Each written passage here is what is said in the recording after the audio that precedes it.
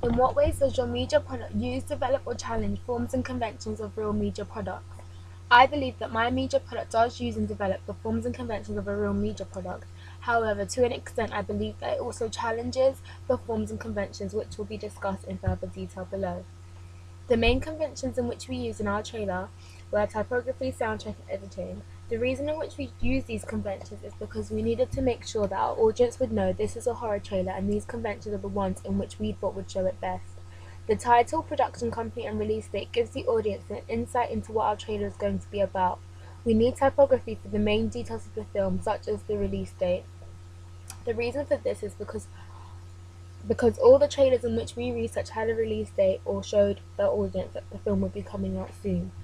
From this, we saw that a release date is a form of typography which we would definitely need in our trailer.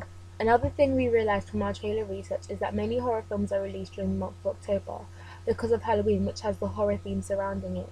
Examples of horror films we saw that were released in this month were Paranormal Activity 3 and Red State.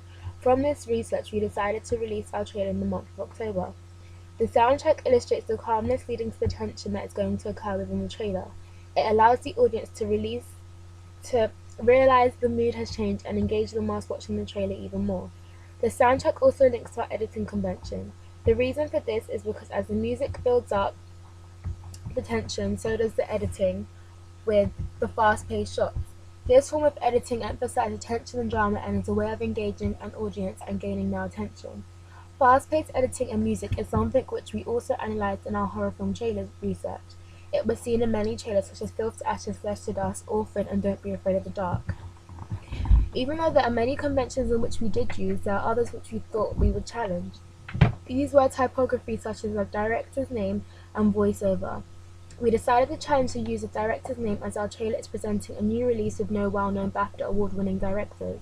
This is usually done to market the film to its audience, but we have challenged this by taking it out and using different strategies to market the film to our audience.